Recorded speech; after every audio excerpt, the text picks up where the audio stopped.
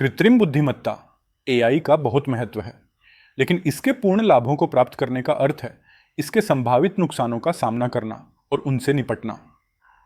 AI कला सृजन, संगीत रचना और लेख लेखन कर सकता है। इसका उपयोग प्राकृतिक आपदाओं की भविष्यवाणी, बीमारियों का निदान और स्वचालित कारों को शक्ति प्रदान करने जैसे व्यावहारिक अनुप्रयोगों में भी किया जाता है। एआई पहले से ही वॉइस असिस्टेंट से लेकर स्पैम फिल्टर तक कई दैनिक उपकरणों में एकीकृत है और लगातार अधिक दक्षता और सटीकता के साथ कार्य करने के लिए सीख रहा है। एआई के कुछ सबसे दिलचस्प पहलुओं में इसकी सीखने और अनुकूलन करने की क्षमता, वैज्ञानिक अन्वेषण में इसका उपयोग और मानव जैसी क्षमताओं का अनुकरण करने की क्षमता शामिल है। नई दवाओं की खोज, बीमारियों की जांच, जलवायु परिवर्तन से निपटने, वन्यजीवों के संरक्षण और जैव विविधता की रक्षा के लिए इस्तेमाल की जाने वाली वही परिष्कृत प्रणालियां पक्षपाती एल्गोरिदम भी उत्पन्न कर सकती हैं जो नुकसान पहुंचाती हैं, और ऐसी प्रौद्योगिकियां भी उत्पन्न कर सकती हैं जो सुरक्षा, गोपनीयता और यहां तक कि मानव अस्तित्व के लिए खतरा पैदा करती हैं। तो आइए यहां एआई के कुछ खतरों पर एक नजर डालते हैं। मनुष्य स्वाभाविक रूप से पक्षपाती होते हैं और हम जो एआई विकसित करते हैं वह हमारे पूर्वाग्रहों को प्रतिबिंबित कर सकता है। ये प्रणालियां अनजाने में उन पूर्वाग्रहों को सीख लेती हैं जो प्रशिक्षण डेटा में मौजूद हो सकते हैं। मशीन लर्निंग एमएल एल्गोरिदम और डीप लर्निंग मॉडल में प्रदर्शित हो सकते हैं जो एआई विकास का आधार हैं।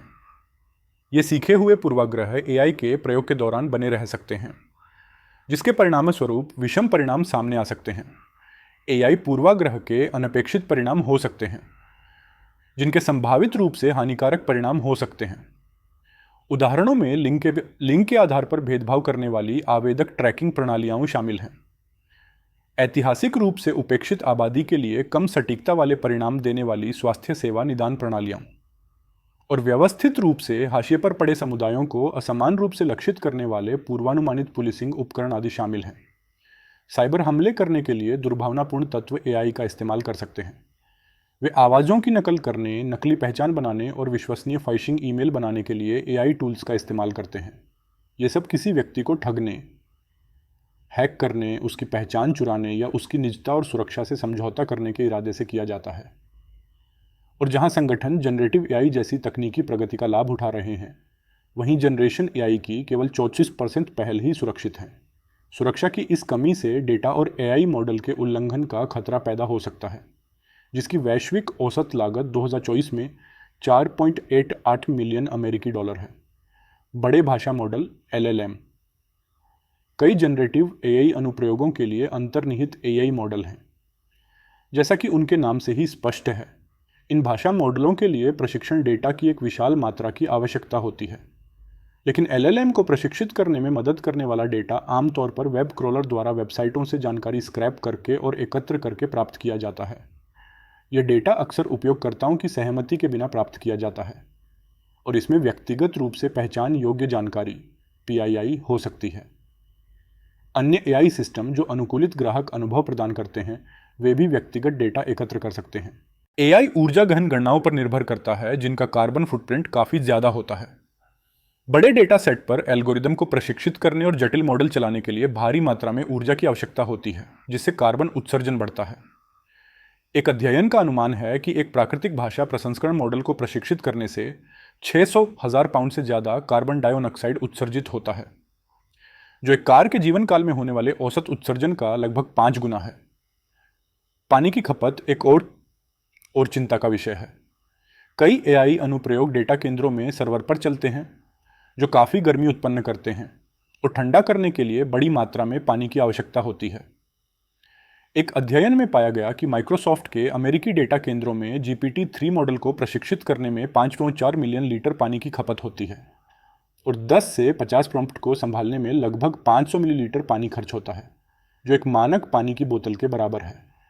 मार्च 2023 में ओपनएआई द्वारा ChatGPT पेश किए जाने के ठीक 4 महीने बाद तकनीकी दिग्गजों के खुले पत्र में GPT-4 से भी ज़्यादा शक्तिशाली एआई सिस्टम के प्रशिक्षण पर तत्काल 6 महीने के लिए रोक लगाने का आह्वान किया गया। 2 महीने बाद एआई के गॉडफादर के रूप में जाने जाने वाले जेफरी हिंटन ने चेतावनी दी कि एआई का तेजी से विकास जल्द ही मानव बुद्धि से आगे निकल सकता है।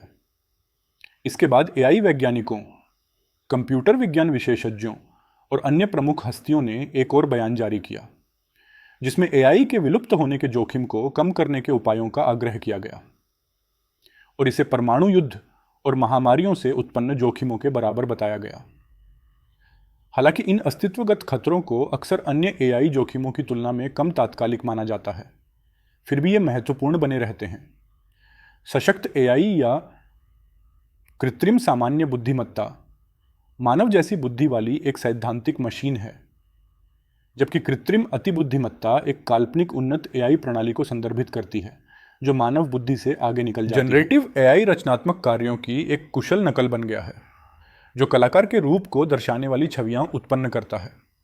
गायक की आवाज़ जैसा संगीत या लेखक की शैली से मिलते जुलाते निबंध और कविताएं। फिर भी एक बड़ा सवाल उठता है, एआई द्वारा निर्मित सामग्री का कॉपीराइट किसके पास है, चाहे वह पूरी तरह से एआई द्वारा निर्मित हो या उसकी सहायता से बनाई गई हो। एआई द्वारा निर्मित कार्यों से जुड़े बौद्धिक संपदा के मुद्दे अभी भी विकसित हो रहे हैं। स्वामित्व को लेकर अस्पष्टता व्यवसायों के लिए चुनौतियां पेश करती है। एआई से रोजगार बाजार में उथल पुथल मचने की आशंका है, जिससे यह आशंका बढ़ रही है कि एआई संचालित स्वचालन कर्मचारियों को बेरोजगार कर देगा। विश्व आर्थिक मंच की एक रिपोर्ट के अनुसार सर्वेक्षण में शामिल लगभग आधे संगठनों को उम्मीद है कि एआई नए रोजगार पैदा करेगा, जबकि लगभग एक चौथाई इसे रोजगार के नुकसान का कारण मानते हैं। हालांकि एआई मशीन लर्निंग विशेषज्ञों, रोबोटिक्स इंजीनियरों और डिजिटल परिवर्तन विशेषज्ञों जैसी भूमिकाओं में वृद्धि को बढ़ावा देता है, लेकिन यह अन्य क्षेत्रों में पदों में गिरावट का कारण भी बन रहा है। इनमें लिपिकीय, सचिवीय, डेटा प्रविष्टि और ग्राहक सेवा जैसी भूमिकाएं शामिल हैं, जो इस बात पर विचार करता है कि कर्मचारी अपने काम को बेहतर बनाने के लिए एआई उपकरणों का उपयोग कैसे कर सकते हैं। प्रतिस्थापन के बजाय वृद्धि पर ध्यान केंद्रित करना।